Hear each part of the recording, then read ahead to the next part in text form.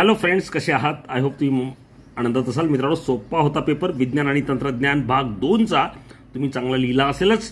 आता फक्त आपण त्याचा पडताळा पाहणार आहोत. तुम्हाला नेमके किती मार्क्स मिळतील, कारण की मित्रांनो सायन्स आणि मॅथ्स कोणते सब्जेक्ट आहेत तर स्कोरिंग सब्जेक्ट आहेत. मात्र तुम्ही लिहिला कसा आहे त्यावर ते डिपेंड असणार आहे. अर्थात तुम्ही मित्रांनो चांगला लिहिला असेल तर बघा, पडताळा घेऊया. तुम्हाला किती मार्क्स मिळतील, 40 मिळतील का ते आपण बघणार आहोत. कारण की मार्क्स डिस्ट्रीब्युशन नेमकं कसं असतं तेही मी तुम्हाला या व्हिडिओमध्ये सांगणार आहे. त्यामुळे व्हिडिओ शेवटपर्यंत बघा आणि या चॅनलवर नवीन असेल मित्रांनो चॅनल सबस्क्राईब करायला विसरू नका. व्हिडिओ आवडल्यास लाईक आणि शेअरही करा तुमच्या मित्रांना. चला मित्रांनो, वेळ न घालवता सुरुवात करूया. 2022 मार्चमध्ये झालेली प्रश्नपत्रिका विज्ञान आणि तंत्रज्ञान मी तुमच्या जवळ घेऊन आलो आहे. त्याची उत्तर मी तुम्हाला सांगणार आहे. त्यामुळे मित्रांनो व्हिडिओ शेवटपर्यंत बघा. सर्वसाधारणपणे मित्रांनो तुम्ही सूचना वाचलेल्या असतीलच, त्यामध्ये आपण वेळ न घालवता डायरेक्ट सुरुवात करूया प्रश्न पहिल्याला. प्रश्न पहिला अ, योग्य पर्याय निवडून उत्तराचा पर्याय क्रमांक लिहा. मित्रांनो, पर्याय क्रमांक लिहिला तरी चालणार आहे. लक्षात घ्या, हाडामध्ये डॅश डॅश हे अमिनो आम्ल असते. तर मित्रांनो इथे पर्याय तुम्हाला अ, ब, क, ड दिलेत आणि तुम्हाला माहिती याचा पर्याय आहे क, ऑस्पिन. तुम्ही फक्त क लिहिलं असेल तरीही चालणार आहे. 1 मार्क तुम्हाला मिळेल. मित्रांनो, दुसरा प्रश्न बघा. शेकरू खार हे धोक्यात आलेल्या डॅश डॅश प्रजातीचे उदाहरण आहे. मित्रांनो, संकटग्रस्त, दुर्मिळ, संवेदनशील आणि अनिश्चित. मित्रांनो, शेकरू खार हे अनिश्चित याचं उत्तर आहे. म्हणजेच पर्याय क्रमांक डी. तिसरा प्रश्न बघूया लगेच. मानव हा प्राणी टिंबटिंब या वर्गात येतो. प्रश्न तिसरा आहे मित्रांनो. मानव हा प्राणी टिंबटिंब या वर्गात येतो. सस्तन, उभयचर, सरीसृप, चक्रमुखी. अर्थातच मित्रांनो सस्तन याचं उत्तर असणार आहे. त्यामुळे लिहून टाका सस्तन आणि तुम्ही लिहिलंही असेल. चौथा, मरणोत्तर डॅश डॅश या मानवी अवयवाचे दान करता येते. त्वचा, हृदय, फुफ्फुस, आडे. तर मित्रांनो याचं उत्तर सुद्धा तुम्हाला माहिती असेल. ते नेमकं काय आहे तर ते आहे क्रमांक ब, म्हणजे हृदय. आय होप तुम्हाला ते आलं असेलच. मित्रांनो, 5वा प्रश्न काय बघा. ज्वालामुखी ही टिंबटिंब प्रकारची आपत्ती आहे. सामाजिक, राजकीय, जैविक आणि भूगर्भीय.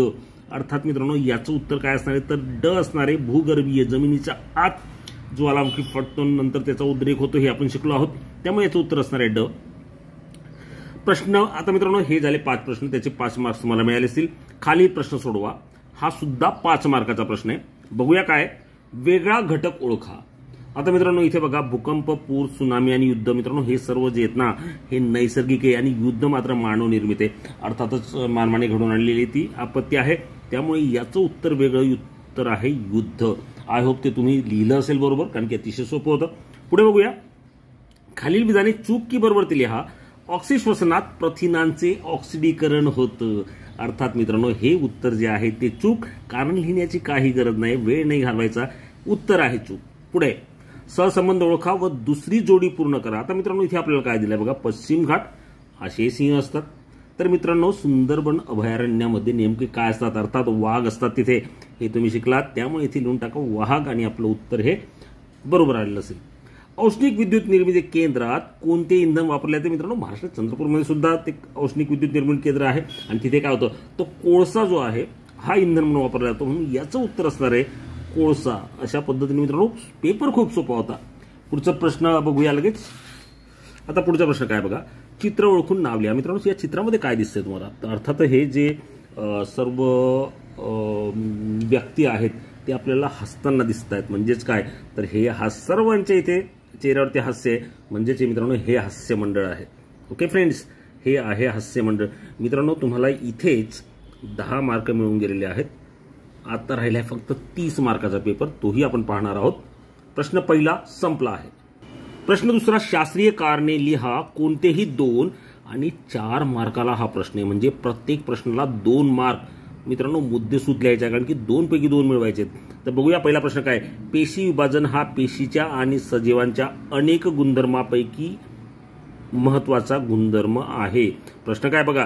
पेशी विभाजन हा पेशीच्या आणि सजीवांच्या अनेक गुणधर्मापैकी महत्वाचा गुणधर्म आहे. आता याचं कारण आपण काय लिहिणार आहोत ते आपण बघूया. मित्रांनो साधारणपणे 2 मुद्दे लिहिणं गरजेचं आहे.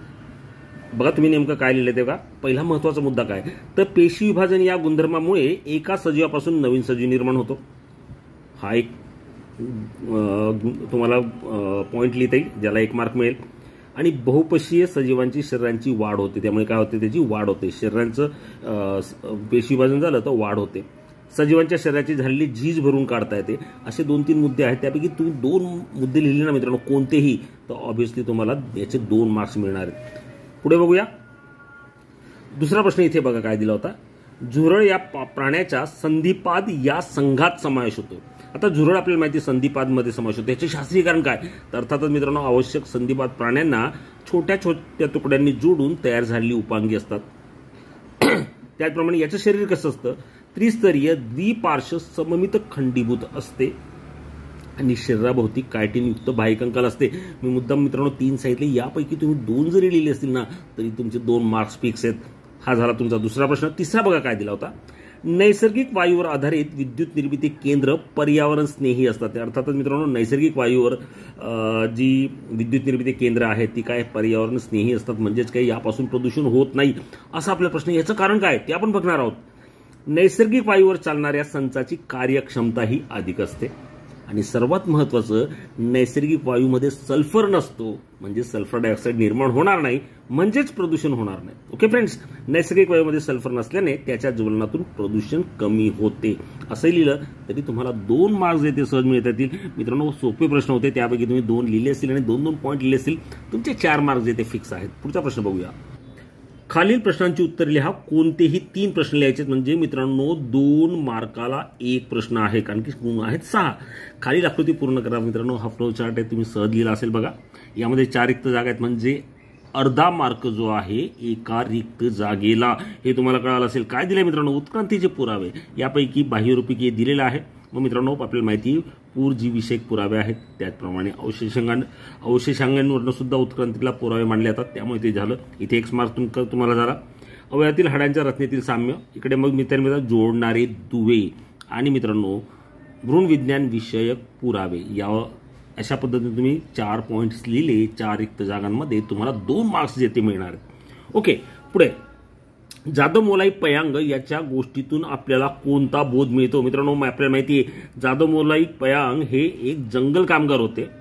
ज्या परिसरात एकही वृक्ष नव्हता त्या ठिकाणी 1360 एकरांचे जंगल त्यांनी तयार केलं होतं, हे आपल्याला माहिती. मग यावर बोध कोणता मिळतो. अर्थात मित्रांनो असा बोध होतो की अनेक माणसे मिळून पूर्ण जंगल नष्ट करतात, पण एका माणसाने मनात आणले तर त्याला संपूर्ण अख्खं जंगल जे ते निर्माण करता येतं.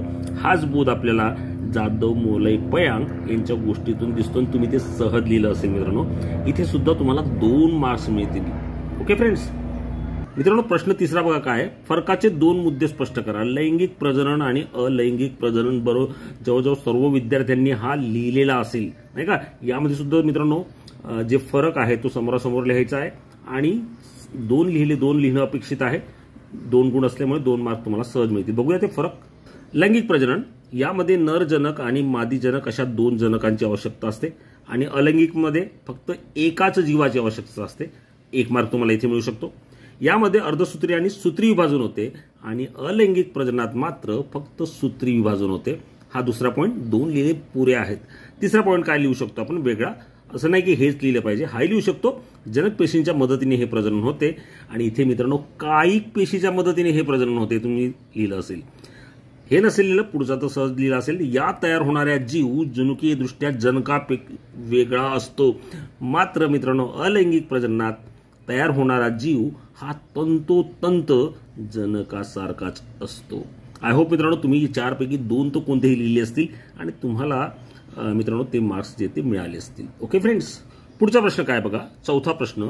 जनुकीय दृष्ट्या उन्नत पिके कशास म्हणतात, त्याची कोणतेही 2 उदाहरणे द्या. तेही आपण बघूया.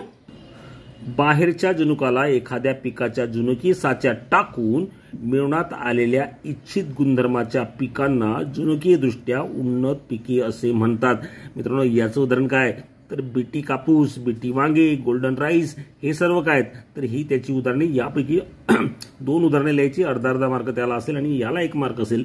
असे 2 मार्क या प्रश्नाला तुम्हाला सहज मिळतील. ओके फ्रेंड्स, पुढचा प्रश्न काय बघा. जीवनसत्व म्हणजे काय, याला 1 मार्क असणार आहे आणि त्याचे 2 प्रकार लिहा. आता मित्रांनो 2 कोणतेही प्रकार लिहू शकतात, मी तुम्हाला सगळे सांगणार आहे. काय बघा, जीवनसत्व म्हणजे वैविध्यपूर्ण रासायनिक पदार्थांचा असा गट आहे की ज्यातील प्रत्येक पदार्थाची शरीरातील विविध कार्ये सुरळीत पाडण्यासाठी आवश्यकता असेल. आता मित्रांनो, जीवनसत्व म्हणजे काय हे तुमच्या भाषेत जरी लिहिलं ना तरी तुमचा इथे 1 मार्क तुम्हाला मिळणार आहे. आणि मित्रांनो, याचे 2 प्रकार कोणते आपल्याला माहिती, ABCD असे 6 प्रकार आहेत. किंवा तुम्ही असं लिहिलं, पाण्यात विरघळणारे जीवनसत्व आणि स्निग्ध पदार्थ असणारे जीवनसत्व असंही लिहिलं असेल तरी याला अर्धा मार्क्स मिळेल. याच्यापैकी 2 लिहिले असतील अर्धा मार्क्स मिळेल. अशा पद्धतीने हा प्रश्न मित्रांनो तुमचा कंप्लीट होईल आणि याच्यातही मला वाटतं तुम्हाला पैकीच्या पैकी मार्क्स जे ते सहज मिळू शकतात. पुढचा प्रश्न बघूया. प्रश्न 3, खालील प्रश्नांची उत्तर लिहा. कोणतेही 5 15 गुण. म्हणजे मित्रांनो एका प्रश्नाला आहेत 3 गुण, लक्षात घ्या. आता पहिला प्रश्न बघा, खालील चिन्ह संकेतांचे अर्थ स्पष्ट करा. 3 दिलेले आहेत म्हणजे प्रत्येकाला 1 गुण आहे हे आपल्याला कळतं. आता मित्रांनो, डस्टबिन दाखवलंय, एका माणसाचं चित्र दाखवलं, म्हणजे इथे काय, हा जो कचरा आहे तर कचरा पेटीतच टाका, इतरत्र कुठेही टाकू नका, हाच त्याचा अर्थ आहे आणि तो तुम्ही लिहिला असेल, कारण की हे चित्र आपण सहज बघतो. पुढे सायकल. आता मित्रांनो, ही सायकल आहे, मग सायकलच्या वापराने प्रदूषण होत नाही हे आपल्याला माहिती, कारण की याला कोणत्याही प्रकारच्या इंधनाची गरज नसते, त्यामुळे तुम्ही हे लिहिलं असेल. किंवा सायकल वापरल्याने आपलं आरोग्य चांगलं राहते हेही आपल्याला माहिती. तुम्ही काही लिहा, इथे 1 मार्क तुम्हाला सहज मिळणार आहे. किंवा याच्या अनुषंगाने दुसरं काही लिहिता येईल की जे लॉजिकली बरोबर असेल, मार्क्स मिळणार आहे. ओके मित्रांनो, पाण्याचा थेंब आहे म्हणजेच काय, आपल्याला काय सांगितलंय, पाण्याची कमतरता आहे म्हणजे पाणी वाचवा, जीवन वाचवा, तुम्ही लिहू शकतात. पाण्याचा अपव्यय टाळा, असं पाण्यासंदर्भात वाचवण्यासंदर्भात तुम्ही काही वाक्य लिहिलं तरी आय होप तुम्हाला तो नक्की मार्क्स मिळणार आहे. आणि हा इथे सुद्धा हे 3 मार्क्स तुम्हाला आय होप मिळालेच असतील. बघूया पुढचा प्रश्न.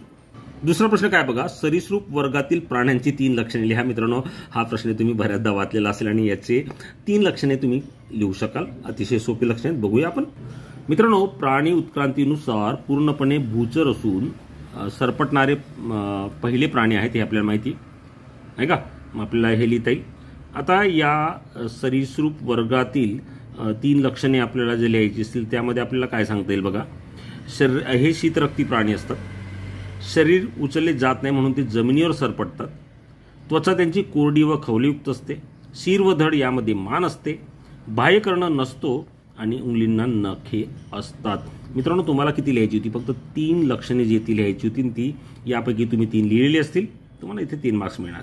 पुढचा प्रश्न बघूया. तिसरा प्रश्न काय बघा, चीज कशापासून बनवले जाते. आता चीज मित्रांनो हा दुग्धजन्य पदार्थ हे आपल्याला माहिती आहे, तर काय लिहिणार आपण याचं उत्तर, तुमच्या भाषेत लिहिलं असेल तरीही हरकत नाही.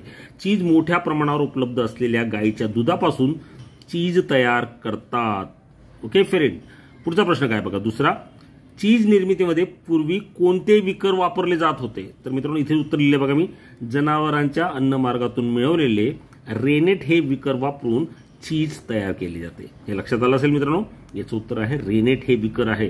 आणि तिसरा प्रश्न काय, शाकाहारी चीज बनवताना कोणते विकर वापरले जाते. तर मित्रांनो, कवकांपासून मिळवलेले प्रोटीएज हे विकर वापरून शाकाहारी चीज बनवले जाते, हे याचं उत्तर आहे प्रश्न तिसऱ्याचं.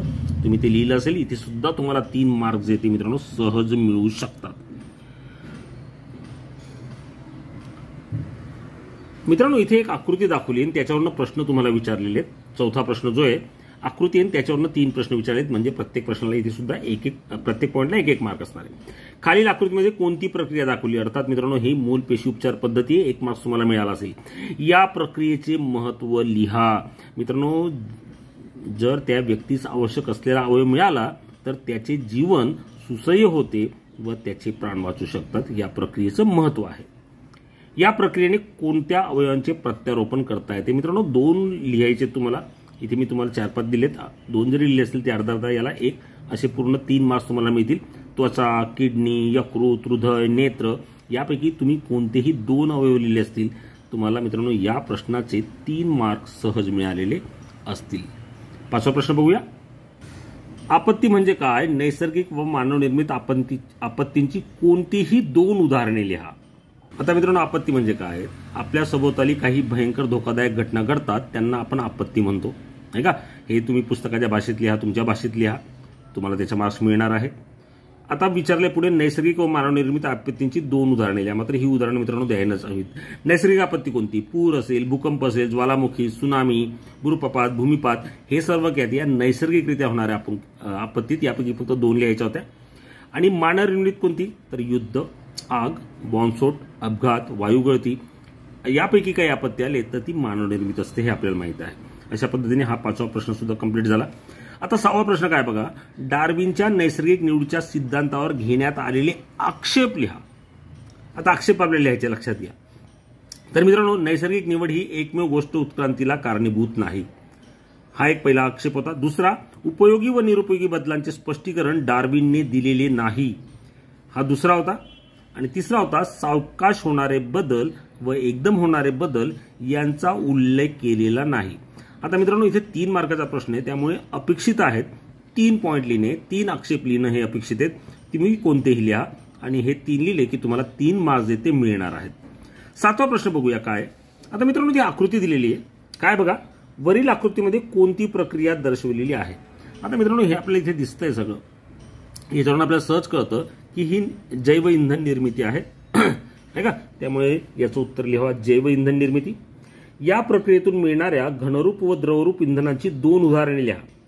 आता मित्रांनो, घनरूप असेल तर दगडी कोळसा, शेण, पिकांचे अवशेष या आकृतीने आपल्याला सहज काढता येतं, नाही का, सहज आपल्याला सांगता येणार आहे. आणि इकडे द्रवरूप इंधन कोणते आहेत तर वनस्पती तेल आणि अल्कोहोल.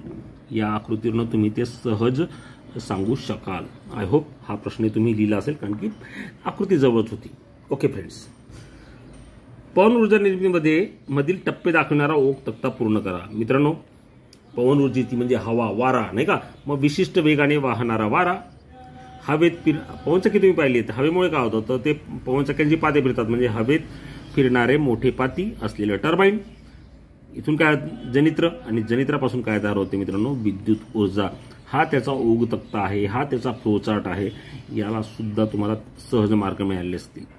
हा पहिला होता त्याचा दुसरा पॉईंट काय बघा, पवन ऊर्जेपासून निर्मिती करताना येणाऱ्या मर्यादा सांगा. अर्थात मित्रांनो, हा कोणत्याही इंधनावर न चालणारा हा प्रोजेक्ट असतो, फक्त हवा यासाठी गरजेची असते. मग याच्यावर मर्यादा कोणत्या तर पवनचक्कीच्या सहाय्याने विद्युत निर्मितीमध्ये आवश्यक असलेली विशिष्ट वेगाची हवा सर्वत्र उपलब्ध नसते. किंवा मित्रांनो, तुम्हाला लिहिता येईल, जर समजा हवा नसेल, वारा नसेल तर त्यावेळेस विद्युत निर्मिती बंद असते. या त्याच्या मर्यादा आहेत, हे आपल्याला तुम्हाला सहज सांगता आलं असेल. पुढचा प्रश्न बघूया. खालीलपैकी कोणताही एक उपप्रश्न सोडवा. प्रश्न पहिला बघा काय, ए, फुलांच्या अंतरंगाची आकृती काढून त्यातील आवश्यक मंडले आणि अतिरिक्त मंडले दाखवा. मित्रांनो, कोणताही एक उपप्रश्न सोडवायचा आहे, म्हणजे 5 मार्काचा प्रश्न आहे, लक्षात घ्या, नाही का. मग इथे त्यामध्ये 3 प्रश्न दिलेले आहेत, ए, बी, सी. हे टोटल सगळे मिळून 5 असणार आहेत. त्यामुळे मित्रांनो, मार्कांचं डिस्ट्रीब्युशन अतिशय महत्त्वाचे. आकृतीला मार्क आहेत, पुढच्या प्रश्नांना मार्क आहेत. आता ही आकृती मी इथे काही काढत नाही, परंतु आपल्याला माहिती आहे प्रकरण 3 मधली आकृती आहे, पान क्रमांक 26 मधली 3.12 ही आकृती तुम्ही पाहिली असेल किंवा पुस्तकात पाहू शकाल, कारण की मी त्याच्यात वेळ घालत नाही. पुन्हा आकृती काढून तर तुमच्या पुस्तकात ती आहे, तिचे मार्क तिथे मिळवा. आता परागणाची व्याख्या लिहा. आता मित्रांनो, पराकोशातील परागकण हे स्त्रीकेशराच्या कुंक्षीवर स्थानांतरित होतात, यालाच आपण परागण असे म्हणतो. ही व्याख्या पुस्तकामध्ये आहे, तुम्ही ती सहज लिहू शकाल, त्यामुळे इथला मार्क तुम्हाला मिळेल. परागण करणाऱ्या 2 घटकांची उदाहरणे द्या. मित्रांनो, वारा असेल, पाणी असेल, कीटक असेल किंवा प्राणी असेल, यापैकी कोणतीही तुम्ही 2 उदाहरणं दिली तर तुम्हाला इथे मार्क्स मिळणार आहेत. तुम्हाला एकच उपप्रश्न सोडवायचा असतो, हा तुम्ही लिहिला असेल, हा जो पुस्तकातला होता. आणि जो दुसरा प्रश्न आहे मित्रांनो, हा जो प्रश्न तो बघूया काय, तुम्ही काय कराल. मित्रांनो, हा मुक्तोत्तरी प्रश्न असतो, म्हणजे याची वेगवेगळी उत्तरे येऊ शकतात, परंतु लॉजिकली ती बरोबर असायला हवी. तुमच्या भाषेत लिहिणं ती अपेक्षित असतं. बघा मित्रांनो, काय दिलंय, तुमचा बराच वेळ इंटरनेटसाठी खर्च होतो आहे. मित्रांनो, इंटरनेटसाठी बराच वेळ खर्च होतोय, मग याच्यावर तुम्ही काय कराल. मग तुम्हाला काय, अर्थात मित्रांनो, तुमच्या भाषेत उत्तर लिहायचंय, लॉजिकली ते बरोबर असलं पाहिजे. आता साधारणपणे मी जे सांगतोय तेच उत्तर लिहा असं नाहीये, हा मुक्तोत्तरी प्रश्न आहे, वेगवेगळी उत्तर तुमची येऊ शकतात. तुमचा बराच वेळ इंटरनेटसाठी खर्च होतो आहे. मित्रांनो, हे जर आपल्याला जाणवलं तर आपण काय केलं पाहिजे, तर तो वेळ वाचवला पाहिजे, त्याचा चांगला उपयोग केला पाहिजे. आपण कोणत्या कारणासाठी करतो, कोणतेही तुम्ही एक कारण लिहू शकाल. शेजारच्या मुलाला तंबाखू खायला आवडते, तुम्ही काय कराल. अर्थात मित्रांनो, त्याचे तंबाखूचे दुष्परिणाम तुम्ही त्याला सांगाल आणि त्याची तंबाखू सोडवण्याचा प्रयत्न कराल. हे तुम्ही लिहिलं असेल किंवा अजून काहीतरी वेगळ्या भाषेत लिहिलं तरीही चालेल. तुमची बहीण अबोल झाली आहे, अर्थात तिला बोलण्याचा तिला काही प्रॉब्लेम असतील किंवा तिच्या काही प्रॉब्लेम्स आपण सॉल्व्ह करून घेऊ शकतो किंवा तिला बोलती करू शकतो, तुम्ही लिहू शकाल. तुमच्या घरोभोवतालच्या रिकाम्या जागेचा सदुपयोग करायचा आहे. तुम्ही मित्रांनो रिकामी जागा आहे, सदुपयोग करायचा आहे. अर्थातच आता सर्वात मोठं संकट जे तो ग्लोबल वॉर्मिंग आहे. तुम्ही झाडं लावू शकतात किंवा चांगल्या पद्धतीचे अजून सुद्धा काही इक्विपमेंट तिथे लावू शकाल आणि ते लिहिलं असेल तरी तुम्हाला त्याचे मार्क्स मिळणार आहेत. 12वीत असणाऱ्या तुमच्या भावाला अभ्यासाचा खूप ताण आला आहे. मित्रांनो, थोडं त्याला रिलॅक्स करूया आपण. रिलॅक्स करणार, त्याचे गप्पा मारू किंवा त्याचे काही प्रॉब्लेम्स आहेत ते सॉल्व्ह करून घेऊ, असं तुम्ही काही लिहू शकतात जे लॉजिकली बरोबर असलं पाहिजे. आणि ते अर्थात तुम्ही ते लिहिलं असेल आणि इथे 5 मार्क्स तुम्हाला आहेत ना मित्रांनो सहज मिळतात. आणि अशा पद्धतीने हा पेपर अतिशय सोपा होता. 40 पैकी 40 मिळायला काहीही अडचण नाही. या पद्धतीचे याचं मार्क्स डिस्ट्रीब्युशन आहे, बायफर्गेशन आहे, ते तुम्ही केलं असेल. आणि मित्रांनो, तुम्हाला व्हिडिओ आवडला असेल तर लाईक आणि शेअर नक्की करा. चॅनलला सबस्क्राईब करा, तुमच्या मित्रांना देखील पाठवा. Thank you. Take care. Good bye.